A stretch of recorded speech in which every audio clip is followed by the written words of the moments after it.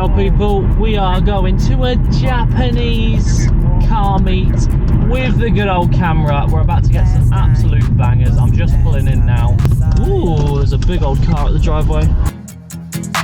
My lifeline every time that I called you came through. But last night was the last time that I saw you. Mate, how we doing? Not too bad. Good. You got tickets this morning? Yes. Wonderful. Do you have for 9 o'clock or 10 o'clock? 10. Wonderful. What's your last name? Ross. Hamish? Yeah. Wonderful. As you all checked in? Oh, you've got it on there? Yeah. Nice one. You've been here before? Yeah. Yeah, so man, obviously one-way system. Yeah. Do you want to park up next to the green Volvo for me? Just reverse it next to it? Yeah, nice one. Cheers, mate. Okay, so we're here nice and early, so there's not loads of people here, but there is some really nice cars, some Japanese cars here already. So let me park up and then we will go and get some warm-up shots, I guess, of the cars that are here at the moment. Right, let's get going. So I have chose to put on the 16 to 28 because what I find, obviously, in car meets, when it's like really crowded, I put on the wide lens normally to avoid... No, when it's not crowded, I put on the wide lens, but when it is crowded, I put on the 85mm. But right now, because there's not a lot of cars here, we can get away with using the wide lens to get some like standalone shots. So I think I'm going to start off with the Supra. I think there is someone in the Supra, but I'm just going to pretend that there's not, because he's got blacked out windows anyway, so I'm sure he doesn't care. I think he's just chilling in his car. Let's do front on of the Supra actually. I need to take my glasses off because I can't actually see where the flexi spot is. I need to change the colour of my flexi spot. Would help a lot more.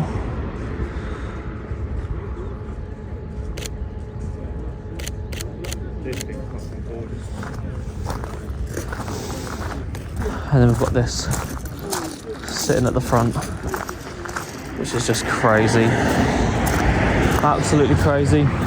But we'll go to that in a minute because there's some people there talking around it, and I'm embarrassed to talk in front of the camera still sometimes. So let's start with this Sylvia, which is actually out of the shade, so that's nice. Let's find, because obviously I can use Photoshop to get rid of a lot of the stuff, but let's try get it so it's like sat in front of that barn. And if I can be bothered, I'll try Photoshop the chaser out of the back left.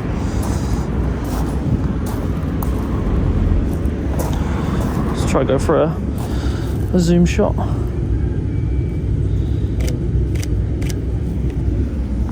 Can normally always get over the top end as well, but like once I've got the 85mm on, obviously see that car there, I'll take this picture here. That'll look a lot better later with the 85mm because I can start shooting through the cars when more people turn up. But when you've got a wide lens, you can normally, this is a bit cheeky, but you can normally reach inside and you can get a steering wheel shot.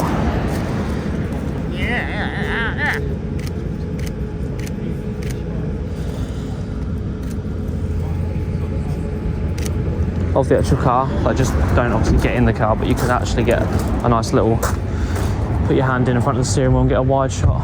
This is just warming up, by the way, because you have to remember, when you're taking photos, you can't always go straight into getting absolute bangers. You do need to take some bad photos to be able to eventually get to a point where you're happy with the ones you're taking. So these are just, I'm not really worried about these. I'm just sort of seeing where I want to go with them. It scares me as well, this place, because obviously it's all stones, and if you walk and you drag your feet, you can like knock the stones, and then you shoot up into the car. Let's get the Aston. Oh, there's someone in it, that's awkward. Where's he going? You could get a flat back shot of it moving.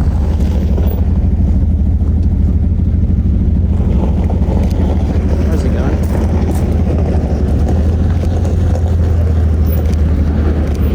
I think he's leaving. Might as well take advantage of a rear tail light. No, he's gone.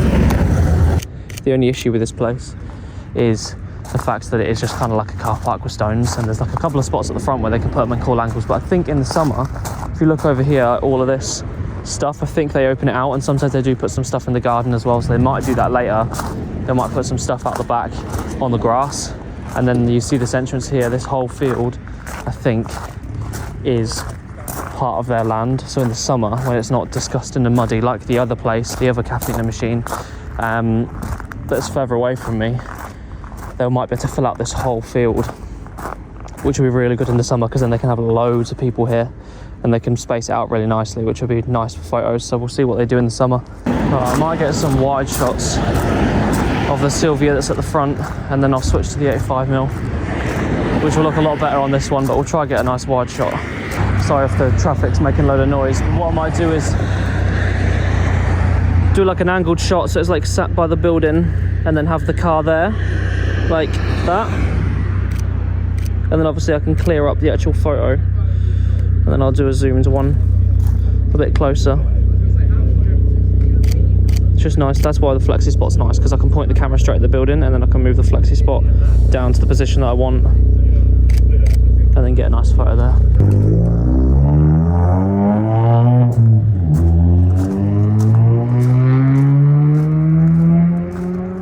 Also, I used to shoot all my POV stuff on the Insta360, but now I shoot everything on the iPhone because it just looks so much better.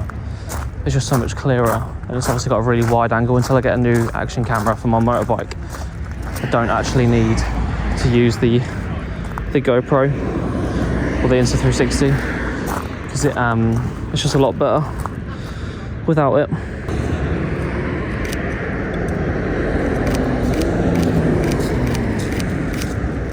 Right guys, it's time. I'm warmed up. I've got some wide shots. I think we all knew this was going to happen. The 85mm's coming on. Let me switch over to the other side. And let's change to the big boy that gets all the good angles. Got my little pre-shoot snack. Oh yeah, sick. Little pre-shoot snack, bit of protein. In my opinion, the best lens for car photography right here is this Sigma 85mm f1.4. It is an absolute monster. The compression is just ridiculous, and it's just so sharp. The only thing I'm tempted to do is a little tip you can do for like when it's like really harsh conditions, to stop the sun being directly on the lens.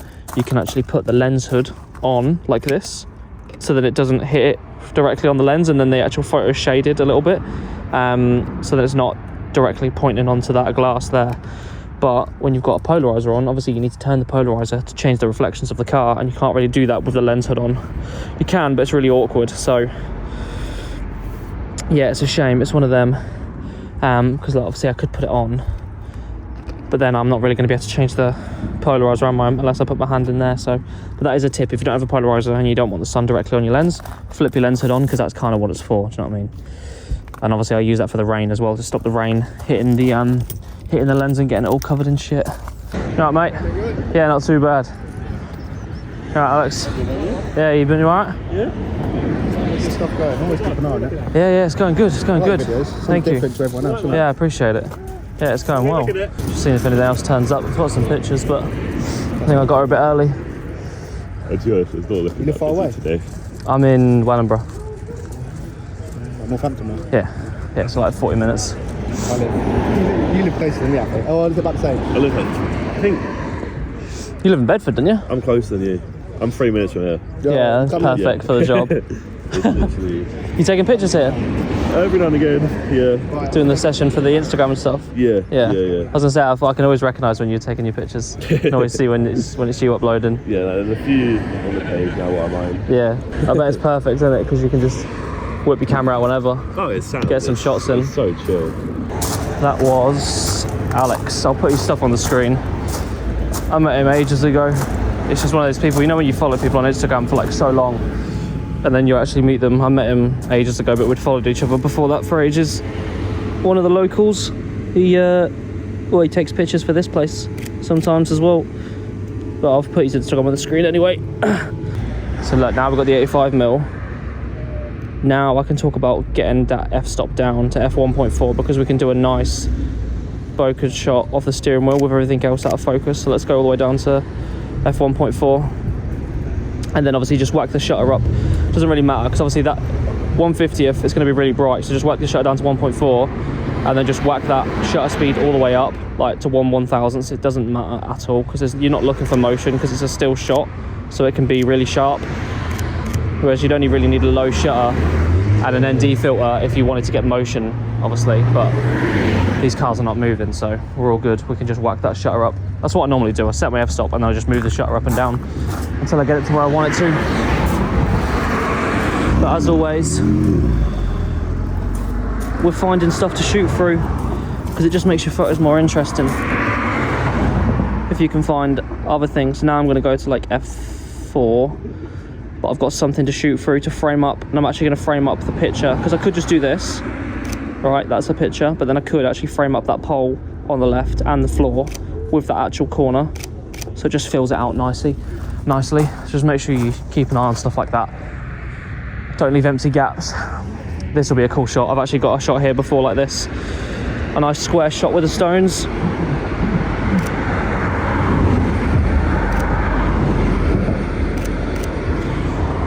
Oh. I've actually got what do you call it, focus peaking on. There's traffic is so loud. I've got focus peaking on, so like when you focus on something it shows up red, and then that actually lets you know that what is actually in focus, and it gives you a nice sharp indication with the colour. Let's go for that rear tail light with the Japanese. Oh, that pole's in the way, damn it. Let's try to get a side on. I have an actual zoomed in shot of the decals. To be fair, we could probably just get the Sylvia. That looks mad. I'll tell you what I'm really bad at is wheel shots. I'm absolutely terrible at wheel shots. I don't know why or what my problem is, but I just can't ever find a good angle to take a picture of the wheel. It's just something I've always struggled with. Like the only one I normally do is this one, so I'll do like the rear end. I'll move back a little bit. I'll do like the rear end of the car like that. That's kind of the only wheel shot I can get.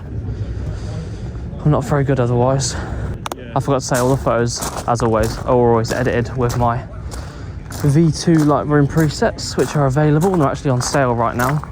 So if you want to go check them out, there's a free preset you can try from the pack. There's a V1 pack which is cheaper, but it's an older pack. There's only 10 in there, but the newest one is like a variety pack. So it's not like a certain style that you have to stick to when you commit to buying the pack.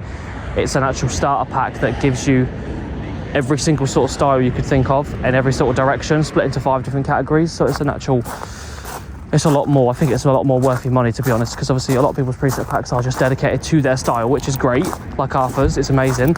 But I don't really have a certain style that I like to stick to. I'm all over the place, which is what I made my V2 preset pack all about, is to just go in all different directions, and it just gives you a nice base, depending on where you want to go with the photos.